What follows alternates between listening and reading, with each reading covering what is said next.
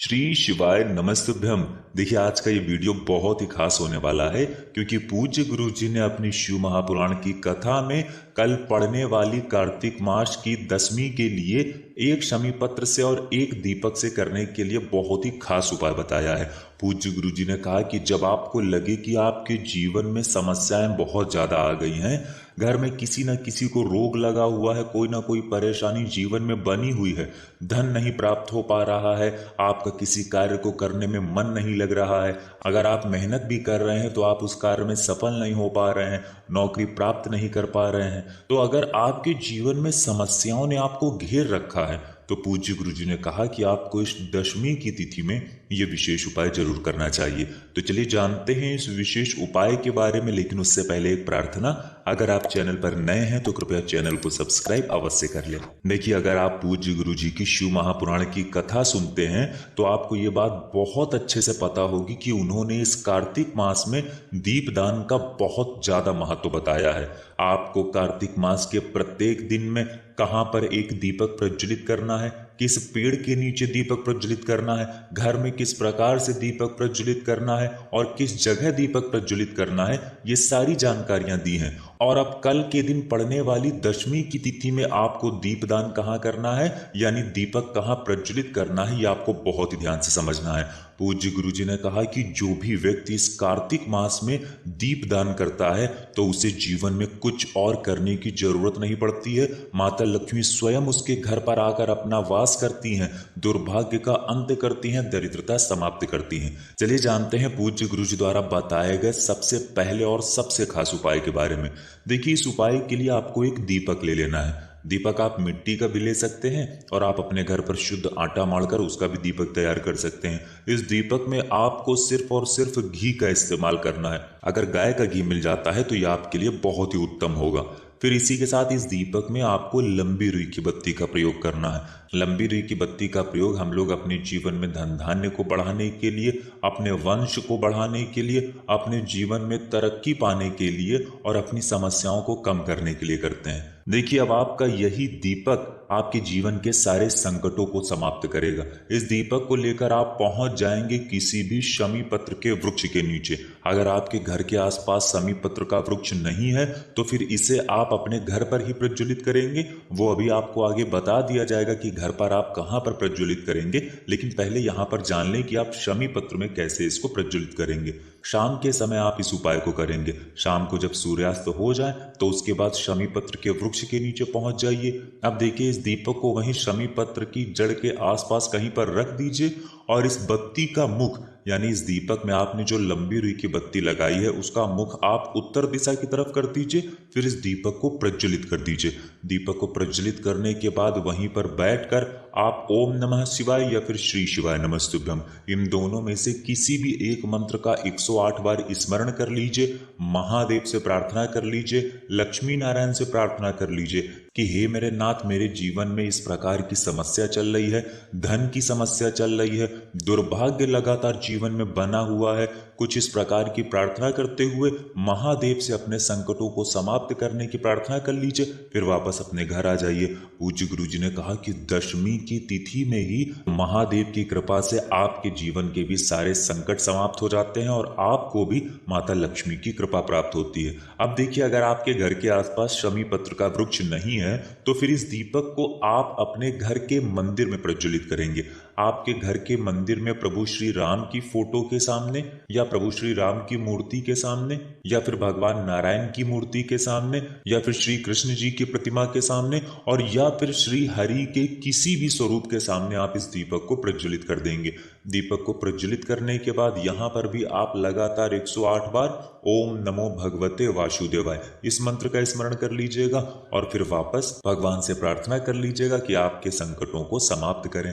इस प्रकार से गुरु जी ने कहा कि अगर आप ये उपाय दशमी की तिथि में कर लेते हैं तो इस दीपदान का महत्व कितना अधिक होता है ये आपको आने वाले कुछ ही हफ्तों के अंदर पता चल जाएगा। आप अपने जीवन में तरक्की को प्राप्त करेंगे और आपका दुर्भाग्य हमेशा के लिए समाप्त हो जाएगा। अब इसके बाद जानते हैं गुरु जी द्वारा बताए गए दूसरे खास उपाय के बारे में। देखिए, दशमी की तिथि में शमी पत्र का विशेष महत्व है, इसलिए इस उपाय को भी आप शमी पत्र से ही करेंगे। देखिए इस उपाय के लिए आपको थोड़ा सा शहद ले लेना है। इसी के साथ आपको 1 लोटा जल ले लेना है। तांबे के पात्र में पूरा जल भर लीजिए और सबसे आखिर में आपको ले लेने हैं शमी पत्र। आपके पास 1 शमी पत्र है या 5 हैं या फिर 7 हैं या 11 हैं या 21 हैं, जितने भी शमी पत्र हैं उतने आप ले सकते हैं। अगर नहीं है तो शिवलिंग के ऊपर चढ़े हुए शमी पत्र को उठाकर जल से शुद्ध करके फिर आप उनका भी इस्तेमाल कर सकते हैं। देखिए अब सिर्फ ये 3 सामग्री लेकर आपको पहुंच जाना है शिवालय। देखिए इस उपाय को आप सुबह भी कर सकते हैं और शाम को भी कर सकते हैं। जब भी आपके पास टाइम हो तब आप शिवालय पहुंचकर इस उपाय को कर सकते हैं। देखिए शिवालय पहुंचने के बाद सबसे पहले आप जो 1 लोटा जल लेकर गए हैं उस जल को शिवलिंग के ऊपर धीरे धीरे समर्पित कर दीजिए और श्री शिवाय नमस्तुभ्यम या फिर ओम नमः शिवाय, इन दोनों में से किसी भी एक मंत्र का स्मरण कर लीजिए। इसके बाद जो आप शमी पत्र लेकर गए हैं, अगर आप 1 शमी पत्र लेकर गए हैं या 5 लेकर गए हैं या 11 लेकर गए हैं या 21, जितने भी शमी पत्र लेकर गए हैं, इन सभी शमी पत्र में आपको शहद लगा लेना है। चारों तरफ अच्छे से शहद लगाने के बाद अब इस शमी पत्र से आपको शिवलिंग का श्रृंगार करना है। देखिए श्रृंगार करने में आपको कुछ भी प्रयत्न नहीं करना है, बस आपको 1 शमी पत्र शिवलिंग के ऊपर रख देनी है, दूसरी शमी पत्र शिवलिंग के दाहिनी साइड में चिपका देनी है, तीसरी शमी पत्र शिवलिंग के आगे साइड में चिपका देनी है, चौथी शिवलिंग के बाईं साइड में चिपका देनी है। ऐसे ही आपको शिवलिंग के चारों तरफ ये शमी पत्र समर्पित कर देना है। देखिए आप जब शहद लगा लेंगे तो ये शमी पत्र शिवलिंग में किसी भी स्थान पर आप टच कराएंगे या रखेंगे तो वो उसी स्थान पर चिपक जाएगी।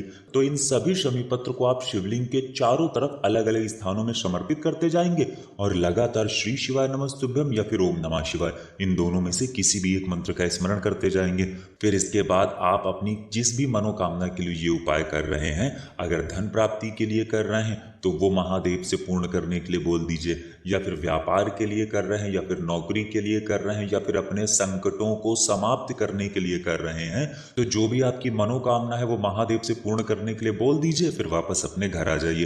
पूज्य गुरुजी कहते हैं कि अगर आप दशमी की तिथि में इन शमी पत्र से शिवलिंग का श्रृंगार कर देते हैं तो महादेव आपकी प्रार्थना को बहुत ही जल्द परिपूर्ण कर देते हैं। तो दोस्तों ये उपाय आपको इस दशमी में जरूर करना चाहिए। अब बात करते हैं गुरुजी द्वारा बताए गए सबसे आखिरी उपाय के बारे में। देखिए इस उपाय को करने से होगा क्या, इस उपाय से आपके ज्ञान, बुद्धि, विवेक, इन सब में बढ़ोतरी तो होगी ही होगी और साथ ही साथ धन, संपदा, वैभव, लक्ष्मी, मान, सम्मान, इन सभी में भी वृद्धि होगी। आपके जीवन में अगर दुर्भाग्य चल रहा है, दरिद्रता आपका पीछा नहीं छोड़ रही है, तो ये उपाय आपके लिए सर्वश्रेष्ठ होने वाला है। इस उपाय के लिए आपको सिर्फ 5 हरे मूंग के दाने ले लेने हैं। दशमी की तिथि है और ये बुधवार के दिन पड़ रही है, इसलिए आपको 5 हरे मूंग के दाने ले लेने हैं। हरे साबुत मूंग के दाने ही आपको लेने हैं और इसी के साथ आपको ले लेना है 1 लोटा जल। अब ये सारी सामग्री लेकर आपको पहुंच जाना है शिवालय। इस उपाय को भी आप सुबह करना चाहें तो सुबह कर लें और शाम को करना चाहें तो शाम को कर लें।